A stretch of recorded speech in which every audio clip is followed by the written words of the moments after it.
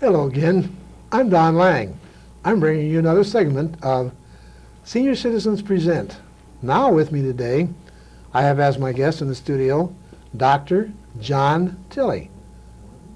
Welcome, John. Thank you, Donald. Good to see you again. How's everything going in your retirement? He is retired now. Retirement is great. I recommend it to anyone. It's been great for us. We've enjoyed ourselves. We've been together more than we ever were before.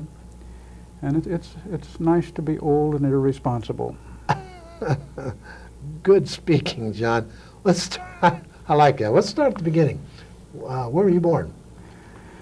I was born in Muscatine, as you well know, in Yes, 1924, 2 days after you were. You had to bring that up. February was a good month. They had Yes, it Abraham was. Lincoln, George Washington, you and I. Yes, sir. How proud can you get? Right. Okay, yes, John and I were neighbors. We used to function together on little things here and there, plus our schooling. That kind of turned into be also a companionship to a degree too, didn't it, John? Yep. That's been quite a while ago. Yes, it was. And 1941 was the expiration date of the high school, and we just celebrated over 50 years, as you can well imagine. Well, 3 years ago, now going on 4. A great class. We just had a good group and still enjoy each other's company periodically. You going to be there Monday? We'll be here Monday. Okay, enjoy our breakfast. That's what I'm talking about. Okay. Yes, monthly breakfast. Not to need to explain that, but it's good to see you again, John. Okay, now, after our high school graduation, did we have service right away then, or did we go to school first? No, we went to school first. Went somewhat to school. Where'd we go, John? We went to Iowa State College in those days, and went in pre-veterinary medicine. Spent a couple of years there. Started in vet school, and then left there and went in the Army of the United States. Well, that was after your graduation, actually? No. Oh, excuse me. No, I had 1 year done. Okay, you just started out. You just had your freshman year, per se, Mhm. in Iowa State. I was just told something recently. Who boarded with you one time? Who'd you have as a roommate one time in Iowa State?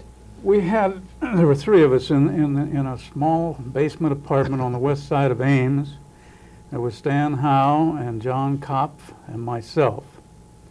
And we had 3 rooms, if I remember correctly. And it was a very good place to study and a good place to have fun. We enjoyed each other very much in those days. Well, great. I know 2 of you are quite successful. The other gentleman, I don't know them. The other so- gentleman passed away several years Well, ago. he's Mhm. on his own then somewhere too, further on. Okay, then what was your service venture, Doctor? I mean, how long were you there? What'd you do? Well, I was Purple Heart there- and all these things, I assume, Medal of Honor and what have you. Oh, a couple years. Basic in Fort Lewis, Washington.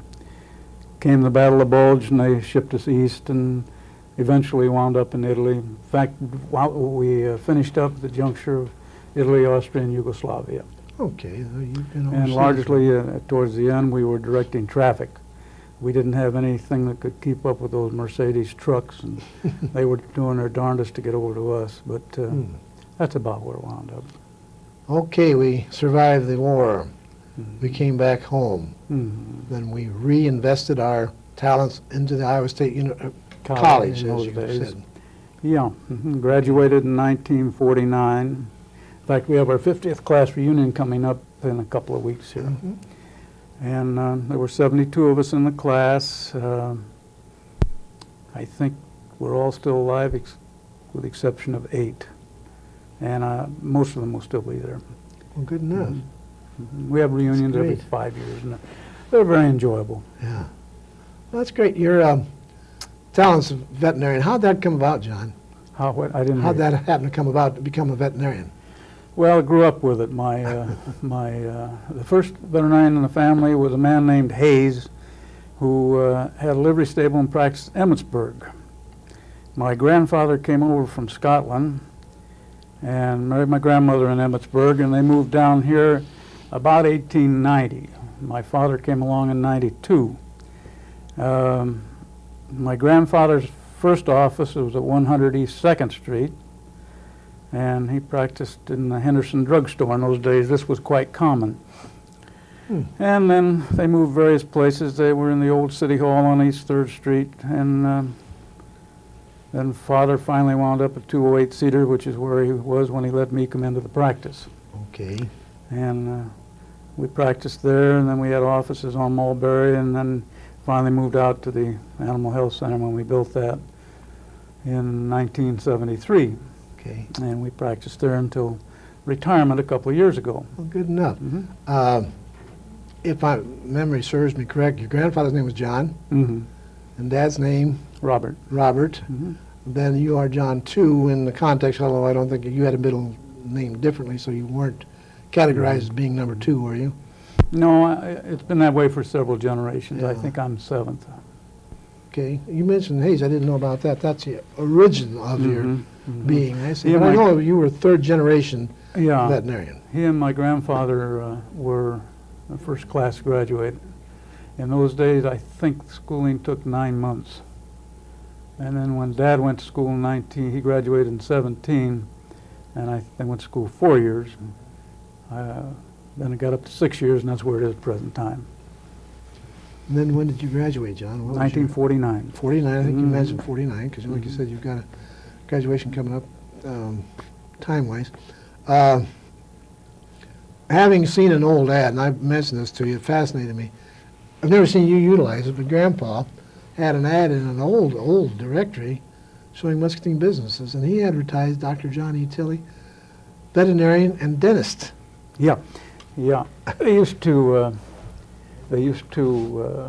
list themselves as veterinarians, veterinary dentistry, veterinary surgeons, and so forth. Didn't say dentist, veterinarian, but obviously he's a veterinarian, so I assume people were aware he wasn't practicing dentistry. As far as the human mouth was concerned, I don't believe he had that intent. No, we have to draw the line Oh, someplace. yeah, all right. I have one of his shingles signed in my garage at home, and I think that's when they were on East 3rd Street, Okay. the old city hall. By the time you started practicing, Grandpa was gone, Oh obviously. yeah, he died in 29. But you practiced with Dad a while. Yeah, I practiced with Dad till 1958, Jeez. and seen a lot of changes over the years, a lot of changes. Veterinarians and the livestock producers used to be more or less in charge of animal health. That, of course, no longer true today. The government very closely regulates all aspects of livestock production, and very closely controlled. In the old days, if a product was safe, it was left up to the veterinarian and the producer to decide which products were efficient, which products weren't, as long as it was proved to be safe. That's no longer true today. The government decides what is efficient and what isn't. About 95% of the products that are used today have been on the market less than 5 years. So it's a very changing field. It's like our society in general. We tend to change as we go along, and, Oh, yes. and our profession certainly has changed a lot. Do you find that you kept up with it? I'm not Oh, being yeah. facetious, but I mean there were No, things that you had to re-establish yourself with in the context of today's living. Yeah, we have continuing education. We're required to take 20 hours a year, Oh, okay. and this was very easily done, of course. Most veterinarians probably run someplace between 75 and 100 hours a year in continuing education. And that's back at Iowa State? No, that's held in various cities. Des Moines, some very good programs that are assembled in Peoria Oh, and I so see. forth. Okay. Mhm. You didn't have to return home then, per No. se, college-wise. That's right. Okay. I'm not sure where, but in here somewhere, we met Juanita Embry, didn't we? Yeah. What a One wonderful about meeting the, that was. Let's see, we started at Grant School. From Grant School went to Jefferson. And I think it was in Jefferson School that we met Juanita. And following that, went to Jackson High School and so forth. Mhm. And about 1951, October 7th, was a very important day in my life. And very fortunate to have found my beautiful wife and have had the life we've had together. It's been great. You just mentioned earlier in the program how content you were in retirement, that you're spending more time with someone, and you didn't say, but it was very obvious you were speaking of Juanita there. You bet. I know You from bet. whence you come.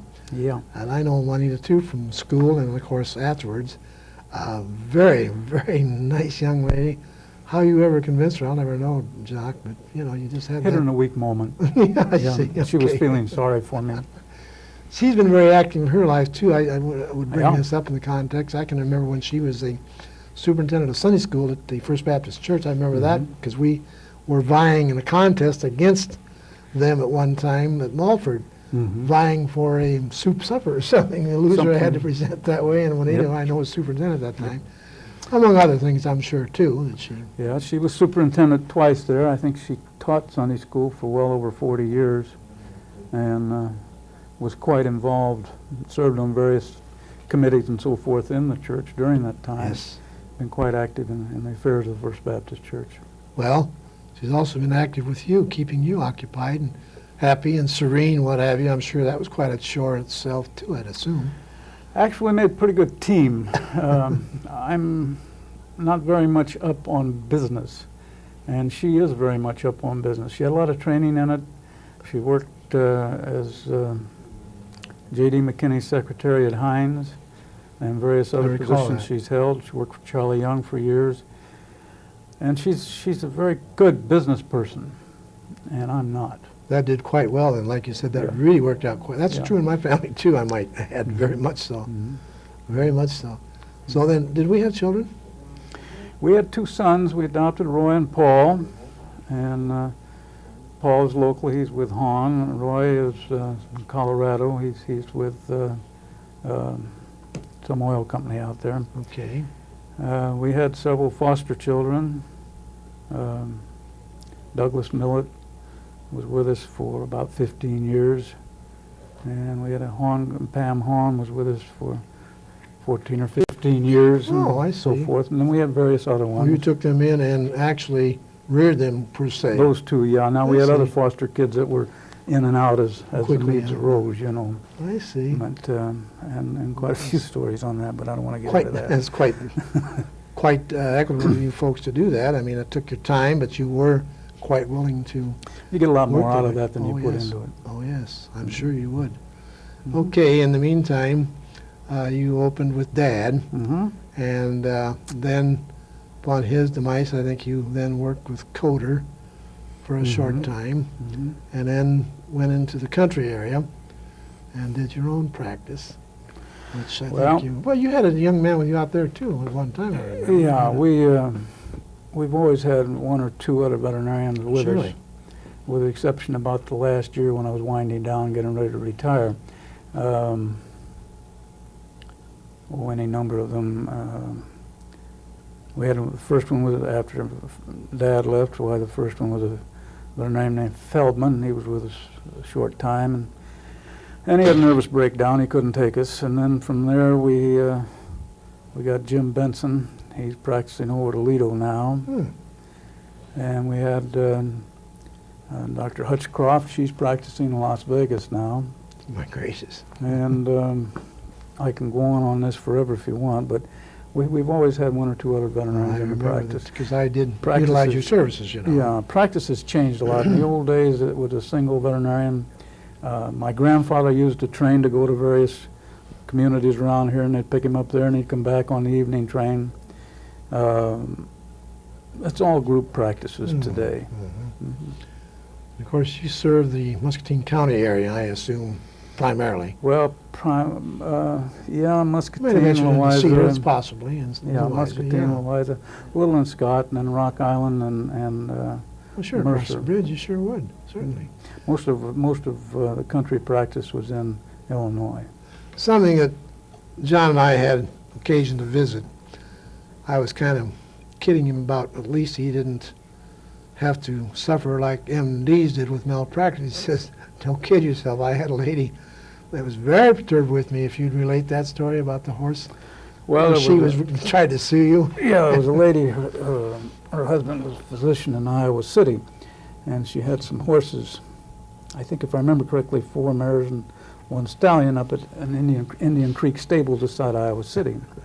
And we had done quite a bit of fertility work in horses in those days, and She called and wanted to know if I'd go up and examine them. I went up and examined them, found them to be, 2 of them to be sterile, and I didn't know about the other 2. I couldn't make up my mind.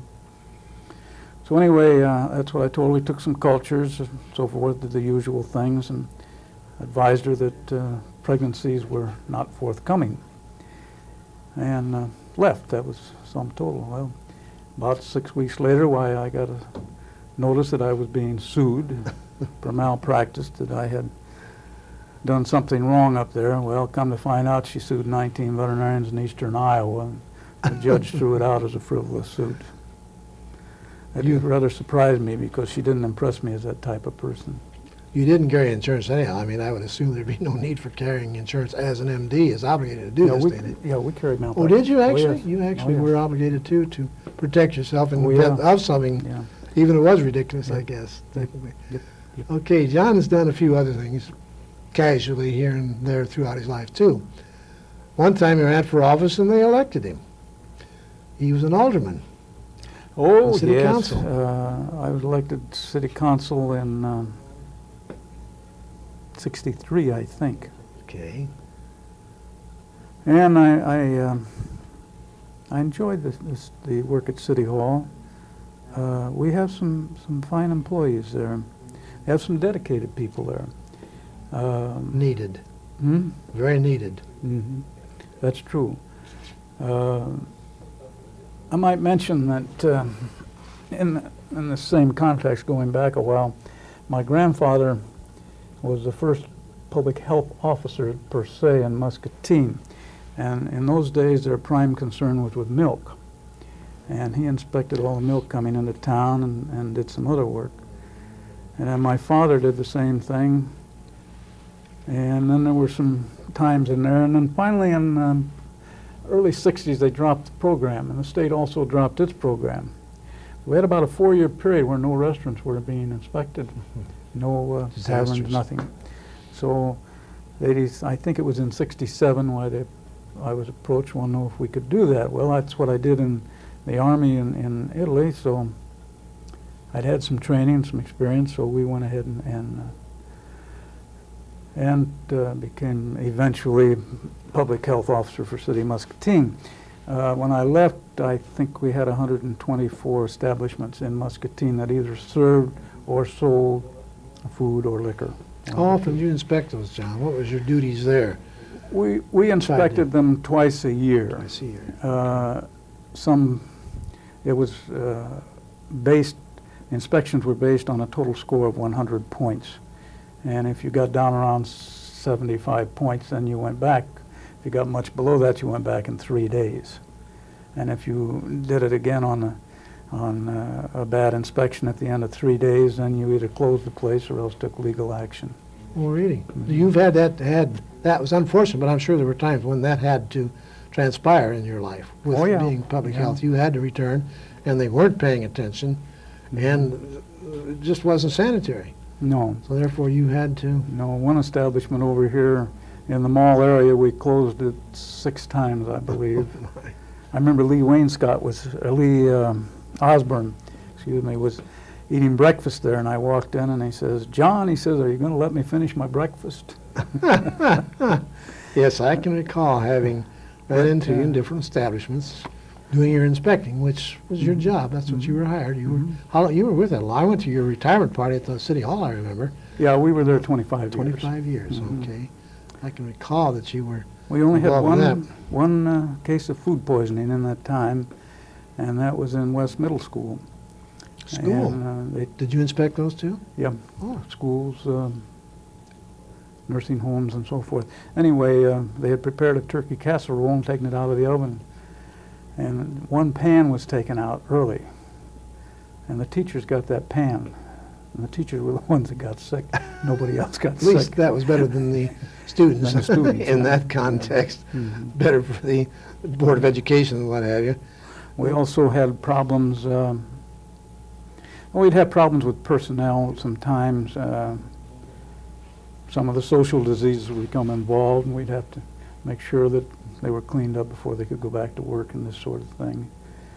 And then we would inspect houses sometimes for the social services people if a youth was incarcerated in one of the prison establishments, why sometimes they would request us to go out and check the house before we left, before they came back. And we did that. It was quite interesting work. I enjoyed it very much. Excuse me. I can remember, too, that you also had the obligations of when we had our Second Street sales and what's the name of the... Great River Days. Great River Days, thank you. Carnivals, circuses. You had to, Yeah. you had to inspect the carnival, too, I assume. Yeah. They were obligated just as anyone else, since they were on Muscatine property, context-wise. Yeah, they would be inspected. Some of them we inspected daily. And, you kind of got to know your operators. And Great River Days, we would go down there daily. And most of those were very good establishments, but once in a while you'd run into an oddball. They would cooperate with you. They weren't Yeah. all bent out of shape because you were doing that to them. That's right. No, they were willing to... So then we'd go down and get the law and go down and have a little conversation, and that usually straightened They'd things up clean in up or pretty else, good shape. huh? Yeah. Well, it was a tedious job, yet you enjoyed it, I think, to the Enjoyed it degree. very much. There were times when you had to do things that were necessary. That's what your title was, health guard, technically.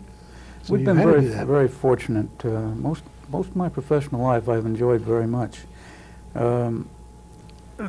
Under the present situation, the Food and Drug Administration sets the regulations, and then they in turn contract with the state of Iowa, and the state of Iowa in turn contracts with the city of Muscatine. And then we're periodically examined by either the federal government or the state government. And we've been very fortunate. All of our examinations turned out good. You had certain elements that you had a degree with. In other words, you checked food, obviously, and any other sanitation device. There are sinks for washing dishes, I assume, are all included in checking these things. Oh, You yeah, had to make temperatures every- and chemicals Yeah. and all that sort You of had to do thing. We also everything. did vending machines, we did hotels and motels, Oh, that sort of thing too. I mean, in other words, you Swimming covered pool. the whole thing, actually. Yeah, swimming yes. pools came in, about 5 years ago. So I had to become a certified pool operator and Check the eventually a chlorine and what certified have pool you. instructor. Where did you go to do that? Iowa City. They put on Iowa a City, course they at had Iowa City something there for to- us. Fascinating. Mhm. Well, I have down one other thing I see that hasn't been spoke of yet. Commission on Aging. You served on that board for a number of years, too, and enjoyed it, I'm Yeah, glad to believe. the Commission on Aging, we're very fortunate to have that organization in this community. The community really gets its money's worth out of those people. I've served in other groups, school board, city hall and so forth, but the Commission on Aging, I think, gets more out of its people than any other group that I know of. They do a wonderful job. The interest of older people are strictly on their minds, and they really put themselves out to take care of them. Hmm. They have classes in various crafts. Mhm. They have meal sites. They have speakers who will go out and talk, and physical examinations and so forth are given. I can't say enough good things about the Commission on Aging. I know you served with them a number of years. 6 years. 6 years? Yeah, you have a Sure. 6-year term. Well, that's the amount. You are appointed. Are you appointed? Is that how it comes about? Yeah, I was appointed by the city. Appointed by the city. Mhm. Okay. That's actually the city that does that. That's what I wasn't sure. Well, of. it's a quasi-government operation. City and county both support it. Okay. And then No they federal. also draw state and federal funding. Oh, federals are also involved to the degree. Some funds. Mhm. Okay. You've also obviously been involved in church duties besides what your wife had done. I know right Oh, now yeah. you're in some stage planning of re-establishing First Baptist Church elsewhere. You have another site Yeah, that First you're Baptist- talking of building. Yeah, they're considering, well, I shouldn't say considering, they're planning on building on North Mulberry Mhm. Avenue. Mm-hmm. And then we're also involved with Salvation Army. We've been on that Oh, board sure. quite a Yeah, while. That's right. You mentioned And, that. I forgot. I have that down. Forgot to mention it. That is a real fine organization, socially minded. They feed several hundred people there every month. There are thousands of calls that they handle down there, and those people are very dedicated in their Yes, work. I believe that. I Mhm. think very sincerely they are quite highly. Now, you are what, on the board of directors? Is that how that's, what your faction is being In the in the Salvation Army? yeah, they call it the advisory board. Yeah. Oh, I see. The Army controls it's an army. It moved out of Oh, yes. Chicago and out of New York and out of London and so forth. Although it's also a religious organization. Hmm? It's also a religious Oh, yes. organization. I mean, it's what I'm Yes, bringing up, not just Primary Army. function is Right. They have church salvation of services. souls. Right, Mhm. right. And they do that through good deeds, such as feeding Yeah, that's the and way what they have you. their And they're attraction. very involved in many floods as we had, and Mhm. Army, when they're talking Army, they were always involved in the Army, I mean, like overseas and what have you. In fact, connecting. they're still administering certain government funds in reconstruction and so forth. Where are they? Yeah. They have a nice new building down there, which you were It's involved in. Yeah, it's a fine building, and we were very pleased with it. The community way oversubscribed the needed funding for that, and so we ended up with a real fine building, and we were able to continue in our work down there. There'll be several hundred Christmas baskets go out before long, and I Great. don't know what all. Yes, But, and the community supports the Salvation Army, industry Yes, they supports do. the Salvation Army, yes, they do. and They're well I funded can't that say way, I enough think. good things about them. Do you have any other organizations I'm not aware that you are functioning in? I mean, Kiwanis, Rotary? Well, no, not anymore. I used to be in Rotary for That's what I about was 40 thinking. years. Yeah, I thought so. But you've given that up now. Yeah, we gave that up. You've retired from Rotary also. Mhm. We do some work with the library, and I'm getting behind on that. They have a visitation program whereby you call on people and take them tapes and books and Oh, films and so well, forth. you do function that too? We do a little of that, yeah, but I'm getting behind on that. I've got to catch up. What other do you do in your retirement? I realize you've already expounded on the fact that you just really enjoy just laying back, as it were, and enjoying life on a slower pace. You do, I know, do some vacationing because I've heard you speak of it. You have a camper? We have a camper, and it's a nice unit. Unfortunately, we don't get to use it as often as we would like to, but we're planning on a trip before long, probably up into northern Iowa and across Okay. there. We haven't been up in there for years. Well, I know we were talking and trying to work out a date for this particular function, and we were trying to work around what would have been a vacation period. I think it was actually at this time, but then things didn't work out before you leave now, so then I got to have your presence today rather than later, as we had originally spoke of. Is that good? Oh, I'm so proud, John. I'm so happy, can't you tell? I'm just expounding with joy. Hmm. You didn't notice that? No, not now you mention it. I tried. I tried hard, John. Well, it is. It's just, I can't say how fascinating it's been to have you divulge all your past histories that I were not aware of all of them, like a new Commission on Aging, I wasn't aware of some of the others. Now, Rotary, you mentioned that what do you do with there? You just take a demit or something on it? Or No, just, I dropped out. You just strictly dropped out after 40 years. Mhm. Fascinating. Mhm. That's fascinating. It's a good organization. Oh, yes. They do a lot of good in Yes. the community. Mhm. Well, I don't know what else that we can do for you here, but I'm so happy to have had you join us today so we could get some things done and talked about. Since I've known you so long, and even then, even though our birthdays are so hideously close, we Well, I still don't have think either one of us had much to do with that. not a thing. Mm. Nary a thread. And you were close. You lived on Cedar Street, so I had a Mhm. good neighbor there. You other lived on side of the- Mulberry. The other side of the Jefferson Field, but we had occasion to visit. I can remember different small parties that we would have that Mhm. we'd attend and enjoy each other's company and have everything done then. So, John, we do thank you so much for joining us today and giving us all these details that we were unaware of. Now we know. We're happy to hear them. We're happy to have you aboard. We want to take this time to thank TCI for allowing us to utilize their facilities here, and for the work of the cameramen who've been with us, and for our director.